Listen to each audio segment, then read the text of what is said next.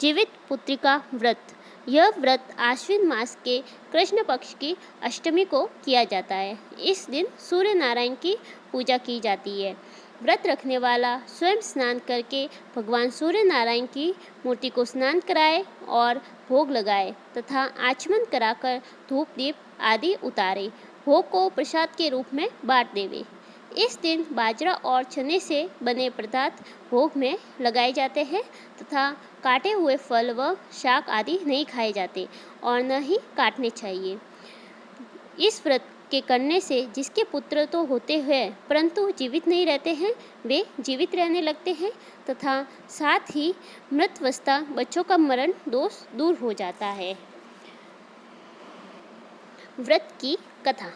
एक समय जब भगवान कृष्ण द्वारिकापुरी में निवास करते थे, उस समय एक ब्राह्मण भी द्वारिका में रहता था। उसके 7 पुत्र काल के गाल में बचपन में जा चुके थे। इस दशा को देखकर वह ब्राह्मण बहुत दुखी था। एक दिन भगवान कृष्ण के पास गया और कहने लगा, हे भगवान, आपके राज्य में आपकी कृपा से मेरे 7 पुत्र हुए परंतु जीवित कोई नहीं रहा। क्या कारण है? यदि आप अपने राज्य में दुख देखना नहीं चाहते हैं तो कोई उपाय बताएं। तब भगवान बोले, हे ब्राह्मण, सुनो, इस बार तुम्हारे जो पुत्र होगा उसकी उम्र 3 वर्ष की है। उसकी उम्र बढ़ाने के लिए तुम भगवान सूर्य नारायण की पूजा होने वाले पुत्रजीवी व्रत को धारण करो, तुम्हारे पुत्र की आयु बढ़ेगी। ब्राह्मण ने वैसा ही किया। जब वह सपरिवार हाथ जोड़कर और खड़े होकर इस प्रकार विनती कर ही रहा था, सूर्य देव विनती सुनो, पाओ दुख अपार, उम्र बढ़ाओ पुत्र की, कहता बारंबार। इतना सुनते ही सूर्य का रथ कहीं वहीं रुक गया। ब्राह्मण की विनती से प्रसन्न होकर सूर्य ने अपने गले में एक माला ब्राह्मण पुत्र के गले में डाल दी और आगे चले गए। थोड़ी ही देर में यमराज उस ब्राह्मण पुत्र के प्राण लेने के लिए आया। यमराज को देखकर ब्राह्मण और ब्राह्मणी कृष्ण जी को झूठा करने लगे।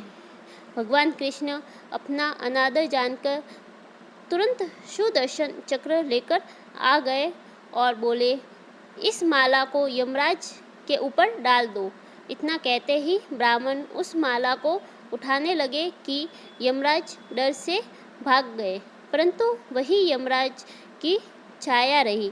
उस फूल की माला को छाया के ऊपर फेंक दी, जिसके फलस्वरूप वह छाया शनि के रूप में आकर भगवान कृष्ण की प्रार्थना करने लगी। भगवान कृष्ण को शनि के ऊपर दया आ गई और पीपल के वृक्ष पर रहने के लिए कहा। तब से शनि की छाया पीपल के वृक्ष पर निवास करने लगी। इस प्रकार भगवान श्री कृष्ण ने उस ब्राह्मण के पुत्र की उम्र बढ़ा दी। हे भगवान, जिस तरह उस ब्राह्मण के लड़के की उम्र बढ़ाई है, उसी तरह सबकी उम्र बढ़ाना। जय सूर्य नारायण।